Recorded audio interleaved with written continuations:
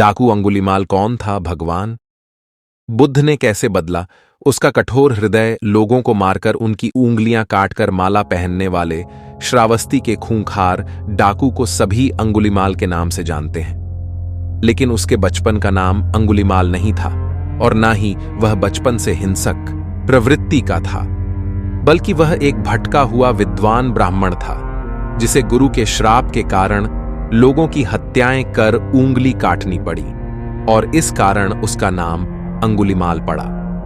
अंगुलीमाल का नाम अहिंसक रखा गया था। कहा जाता है कि कौशल नरेश सम्राट के प्रसेनजित दरबार के राजपुरोहित के घर पर अहिंसक का जन्म हुआ था। उसके जन्म से पूरे घर पर आनंद ही आनंद था। लेकिन जब परंपरा के अनुसार बालक के जन्म कुंडली बनवाने के लिए सभी राज ज्योतिषी के पास गए तो भविष्यवाणी सुनकर हैरान रह गए। राज ज्योतिषी ने बताया कि जिस अशुभ योग में बालक का जन्म हुआ है ऐसे लोग डाकू या हत्यारे बनते हैं। यह सुनकर सभी के पैरों तले जमीन खिचक गई। तब परिवार वालों ने युग प्रचलित तर्क वितर्कों का सहारा लेते हुए यह निश्चय किया कि क्यों ना बालक का नाम अहिंसक रख दिया जाए।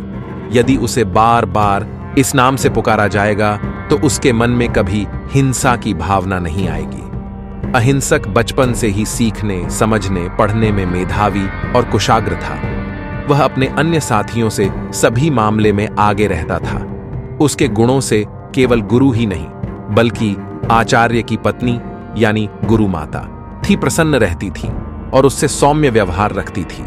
इस कारण अहिंसक के कुछ साथियों को उससे ईर्ष्या होने लगी। सभी अहिंसक से उलझने की कोशिश करते थे, लेकिन जीत अहिंसक की ही होती है। तब एक दिन उसके साथियों ने अहिंसक को नीचा दिखाने की योजना बनाई और आचार्य के मन में अहिंसक के प्रति घृणा भाव उत्पन्न करने के लिए कह दिया कि अहिंसक गुरु माता के प्रति कुदृष्टि रखता है। यह सुनकर आचार्य जी का क्रोध नियंत्रण में नहीं रहा और उन्होंने अहिंसक से कहा कि तुम में ब्राह्मण पुत्र कहलाने की योग्यता नहीं है।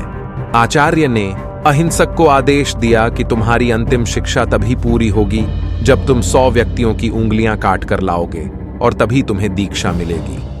आचार्य के आदेश का अहिंसक इसका धर्मानुकूल पालन करने लगा और हत्यारा बन गया। अहिंसक को डाकू अंगुलीमाल कहा जाता है क्योंकि आचार्य के आदेश पर वह लोगों को मारकर उनकी उंगलियां काटने लगा।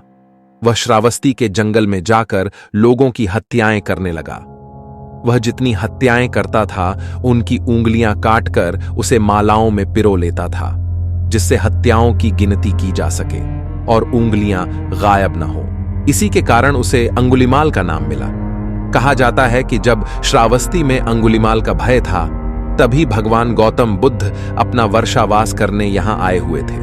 लोगों ने गौतम बुद्ध को अंगुलीमाल के आतंक के बारे में बताया, लेकिन वे मौन धारण करते हुए जंगल की ओर चलते गए।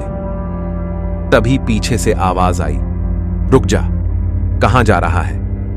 बुद्ध ठहर गए और पीछे मुड़कर देखा तो अंगुलीमाल खड़ा था और उसके गले में मृत लोगों के उंगलियों की माला लटक रही थी। उसके डरावने रूप को देख भी बुद्ध शांत और सरल थे। बुद्ध ने मधुर स्वर में कहा, मैं तो ठहर गया, भला तू कब ठहरेगा? बुद्ध की निडरता और चेहरे पर तेज देख अंगुलीमाल ने कहा, हे सन्यासी, क्या तुम्हें मुझसे डर नहीं लग रहा? देख, मैंने लोगों को मारकर उनके उंगलियों की माला पहनी है। बुद्ध बोले, भला तुझसे क्या डरना? डरना ही है तो उससे डरो जो सच में ताकतवर हो। इस पर अंगुलीमाल बोला, मैं एक बार में 10 लोगों का सिर काट सकता हूं। बुद्ध बोले, अगर तुम सच में ताकतवर हो तो जाओ, पेड़ के 10 पत्ते तोड़ लाओ। अंगुलीमाल ने तुंगरत पेड़ से पत्ते तोड़ डाले और कहा, इसमें क्या है, कहो तो मैं पूरा पेड़ ही उखाड़ लाऊं। बुद्ध ने कहा, पेड़ उखाड़ने की आवश्यकता नहीं है। अगर तुम सच में ताकतवर हो तो इन तोड़े हुए पत्तियों को वापस पेड़ में जोड़ दो। इस पर अंगुलीमाल बोला, भला टूटे हुए पत्ते कैसे जुड़ सकते हैं? बुद्ध ने बड़ी सरलता से कहा, जिस चीज को तुम जोड़ नहीं सकते उसे तोड़ने का अधिकार तुम्हें कैसे मिला?